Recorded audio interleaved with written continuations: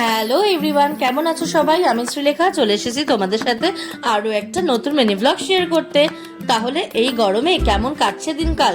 আমার কিন্তু বিন্দাসলি গরমেলি চড়বেলি যাই বলো না কেন ভালোই কাটছে। তো যাই হোক, আমি আর সৌনক দুজনে মিলে বেরিয়ে পড়েছিলাম। তো বেরিয়ে কোথায় যাচ্ছিলাম? ফার্স্টে আমরা চলে যাচ্ছিলাম হচ্ছে রাজাবাজারে আমাদের একটু টুকিটাকি কয়েকটা জিনিসপত্র কেনাকাটা করার ছিল, তাই জন্য আমরা রাজাবাজার গেছিলাম। আর তারপর রূপসাকে বেরিয়েই ফোন করে নিয়েছিলাম যে তুই ফ্রি আছিস কিনা। তো ও বললো হ্যাঁ ভাই আমি ফ্রি আছি। তো ও যেহেতু ফ্রি ছিল তাই জন্য বললাম তাহলে ভাই হেজুয়াতে চলে আয়। তাহলে রাজাবাজার থেকে ফেরার পথে হেজুয়াতে একটু সরকারি চায় বসে একটু আড্ডা মেরে গল্প করে টাইম স্পেন্ড করে চলে যাবো, বিকজ অনেকদিন দেখা হয়নি তেমন ভাবে, আর অনেকদিন বাদেই আমি ওইদিকে যাচ্ছিলাম। তো ভাবলাম তাহলে একটু দেখা করা যাক, একটু বন্ধুদের সাথে আড্ডা গল্প করে একটু খাওয়া দাওয়া করে তারপর নয়তো বাড়ি ফেরা যাবে। তো যেমন কথা তেমন কাজ, চলে গেলাম রাজাবাজারের পথে। আর দেখতেই পাচ্ছ এই রাস্তাটা অলরেডি আমি ক্রস করে গেছিলাম। আর একদম আমার মন ফুর্তিলা হয়ে আছে, বিকজ ঘুরু ঘুরু করতে যাচ্ছি যে বস, ঘুরু ঘুরু করতে গেলে তো সবারই মন ফুর্তিলা হয়ে যায়, তাই না? তো তারপর রাজাবাজারের যে কাজটা ছিল সেই কাজটা কমপ্লিট করে চলে এসেছিলাম হেদুয়াতে, দ্য সরকারি চায়তে। তো যারা যারা হেদুয়ায় থাকো বা যারা যারা সরকারি চায় আড্ডা মারো, তারা কিন্তু কমেন্ট বক্সে অবশ্যই জানাতে ভুলো না। আর তার সাথে যদি আমার ভিডিওটা ভালো লেগে থাকে, ডু লাইক, কমেন্ট, সাবস্ক্রাইব। আর হ্যাঁ, ইউটিউব চ্যানেলটাকেও কিন্তু সাবস্ক্রাইব করছো না ভাই, একটু করে দাও। আর দেখতেই পাচ্ছ আমি অলরেডি হাতে কিন্তু চা নিয়ে বসে পড়েছি, বিকজ সরকারি চায় গেছি, নামেই তো চা, তো চা খাবো না এটা তো হতে পারে না, তাই না? আর সত্যি কথা বলতে যেমন নাম তেমন দাম, তেমন আবার গুণও, বিকজ চায় যখন রেখেছে নামের সাথে চায়ের টেস্ট বাজে করলে হয় বলো? সত্যি কথা বলতে সরকারি চায়ের চাটা কিন্তু মাস্ট ট্রাই। আমার কিন্তু দারুণ লাগে, যেমন টেস্ট তেমন গন্ধ, আর মাইন্ড পুরো রিফ্রেশ করে দেয়। তো আমি এমন একটা চাখর প্রেমী বা চা লাভার বলতে পারো, যে কিনা বাইরে বেরালে 1 ঘন্টা পর পরই মনটা চায় চায় চায় চায় চায় চায়। তো যাই হোক, তো বেশি চা আবার খাই না গরমে, বিকজ শরীর খারাপ করবে বলে। তো চা খাওয়ার পর তারপর পুকুদা আসার কথা ছিল, তো পুকুদা আসেনি, তাই জন্য আমরা গেছিলাম হচ্ছে আইডলা ঘাটে।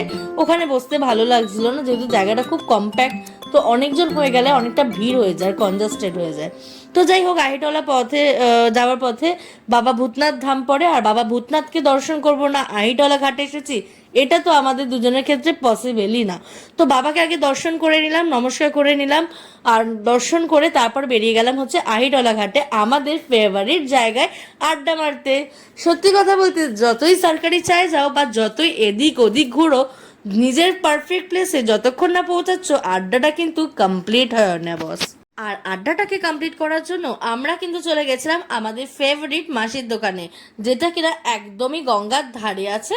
আর সত্যি কথা বলতে অনেক সময় হয় যে গঙ্গার ওই সিঁড়িগুলোতে এতটা ধুলো থাকে, এতটা নোংরা থাকে, এতটা মানে অপরিষ্কার থাকে যে ভালো লাগে না বসতে। তো তাই জন্য আমরা ওই মাসির দোকানেই বসি। মাসির দোকানের ওখানে পাশেই বেঞ্চ পাতা থাকে, তো ওই বেঞ্চের মধ্যে বসে আমরা আড্ডা দিই। আর ওই জায়গাটা বেশ ভালোই লাগে, যে টুকটাক চা ফা বলো বা ম্যাগি, ডিম টোস্ট বা ঘুগনি, পাউরুটি যা চাইবে টুকটাক আর কি খাওয়ারও পাওয়া যায়। তো খিদে পেলে ওখান থেকে খাওয়ারও খাওয়া যায়, তো ওটা ইজি হয় বেশ।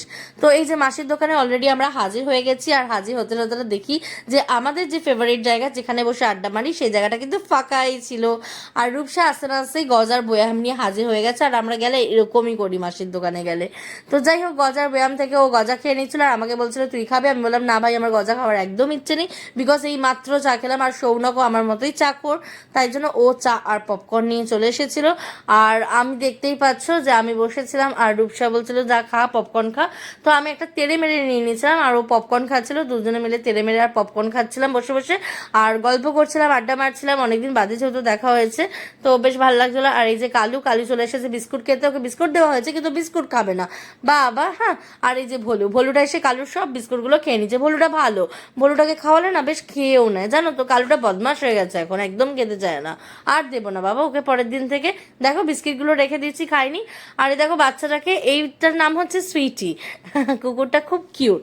আর সত্যি কথা বলতে গেলে বাচ্চাটা কি করছে, ও রুটি এনেছিল একটা প্লাস্টিকে করে, তো রুটিগুলো ছিঁড়ে ছিঁড়ে ও ওই জলের মধ্যে ফেলছে, আর ওই সুইটি কি করছে, ওই জল থেকে রুটিগুলো খাচ্ছে।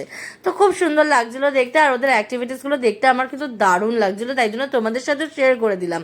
আর দেখতেই পাচ্ছ সুইটি ওখানে খোঁজার চেষ্টা করছে যে আর রুটিগুলো কোথায় আছে। ওই বাচ্চাটা রুটিগুলো ওকে ওইখানে দেবে না, শুকনো জায়গায়, ও ওখানে জলেই দেবে। দেখো কতগুলো রুটি জলে ফেলে দিল, ওখানে দিলে হয়তো সুইটি খেতে পারতো, তাই না? তো যাই হোক, বাচ্চা মানুষ আর কি, ও তো খেলার চলেই এটাকে নিচ্ছে, তাই না?